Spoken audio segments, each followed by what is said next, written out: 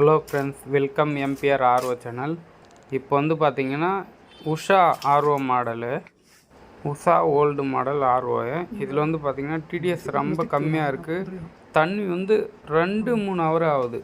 ஒரு 2 ஹவர்ஸ் 3 ஹவருக்கு மேலே ஆகுது தண்ணி வந்து ஃபுல் ஆகிறதுக்கு.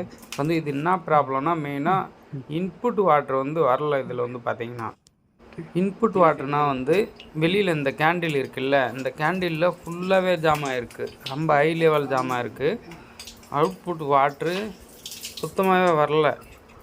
இப்போ வந்து செக் பண்ணிடலாம். நம்ம ஓப்பன் பண்ணலாம். ஸ்க்ரூ ஓப்பன் பண்ணியாச்சு.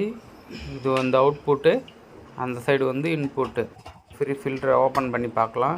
இதை ஓப்பன் பண்ணாலே நம்மளுக்கு தெரிஞ்சிடும் ஆர்ஓ வந்து எந்த கண்டிஷனில் இருக்குது உள்ள அப்படின்னு சொல்லிட்டு. இதில் ரொம்ப இதுவாக இருந்ததுன்னா, மண் இது எல்லாமே இருந்ததுன்னா, டஸ்ட் அதிகமாக இருந்ததுன்னா ஆர்ஓ உள்ளேயும் கண்டிப்பாக போயிருக்கும். இந்த வந்து ஃபில்டர் எல்லாமே வந்து ஆர்ஓ உள்ளேயும் இதுவாக இருக்கும்.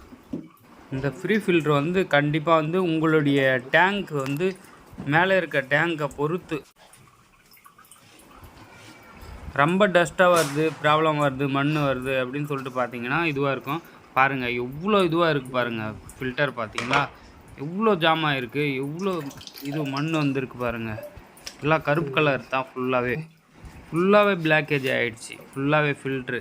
இது வந்து இப்போதைக்கு ஃபில்ட்ரு கஸ்டமர் வந்து செக் பண்ண தான் சொன்னாங்க. ஃபில்ட்ரு வந்து ரீப்ளேஸ்மெண்ட் இல்லை. இதுக்கு வந்து ஜஸ்ட்டு அவங்களுக்கு வந்து செக் பண்ணி இது பண்ணியாச்சு. இப்போ வந்து இதையே போட சொல்லியிருக்காங்க. இதையே வாஷ் பண்ணிவிட்டு ஓரளவு போட ஒரு 10 நாள் 20 நாள் வரைக்கும் தான். சீக்கிரமாக ஃபில்டரை மாற்றணும், அவங்கள இன்ஃபார்ம் பண்ணிடணும். இந்த அளவுக்குலாம் ஃபில்ட்ரு யூஸ் பண்ணக்கூடாது ஃப்ரெண்ட்ஸ். இந்த அளவு போயிடுச்சுன்னா உள்ளே வந்து செடிமெண்ட், கார்பனு எல்லாமே இருக்குது. ரெண்டுத்துலேயும் போயிடுச்சுன்னா அதுக்கப்புறம் மெமரின்னு வந்துட போயிடுச்சுன்னா மெமரின்னு உள்ளே போயிடும்.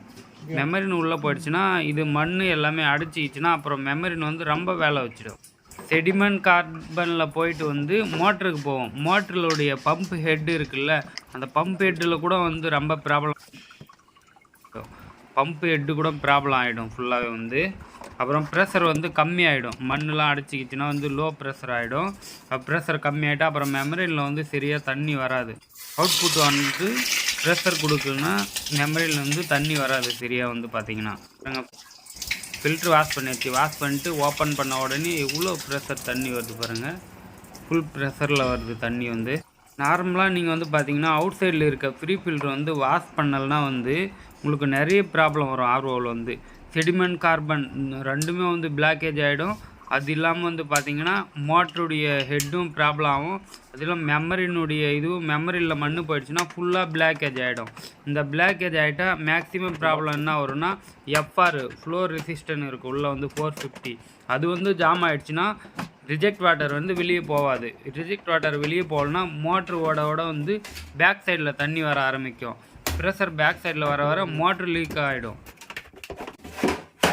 பிளாக்கேஜ் ஆகிடுச்சுன்னா எப்பயுமே வந்து மோட்டருக்கு ப்ராப்ளம் வரும். மோட்டரில் வந்து அப்புறம் சுட்டால் தண்ணி வர ஆரம்பிச்சிடும். இதாலே மேக்ஸிமம் நிறைய பேர் வந்து மோட்ரு நிறைய ஆர்ஓக்காரங்க வந்து பார்த்து செக் பண்ணி சொன்னாலே வந்து மோட்ரு ப்ராப்ளம் அதுதான் நிறைய சொல்லுவாங்க. மேக்ஸிமம் சர்வீஸ் பண்ணுறதுக்கு இது பண்ணிங்க. இந்த ப்ரீ ஃபில்டர் வந்து சர்வீஸ் பண்ணுறதால இவ்வளோ யூஸ்ஃபுல் இருக்குது, இவ்வளோ நன்மைகள் இருக்குது நம்மளுக்கு வந்து பார்த்திங்கன்னா. உள்ளே இருக்கிறது வந்து செடிமெண்ட்டு. ஃபஸ்ட்டு வந்து செடிமெண்ட் செக் பண்ணுறேன். செடிமெண்ட் லைனு லீக் எதனா ஆயிருக்கா அப்படின்னு சொல்லிட்டு செக் பண்ணுறேன். இல்லை கார்பனு எதுவும் லீக் இல்லை, எதுவும் கனெக்ஷன் இல்லை. அடுத்து வந்து மெமரின்னு.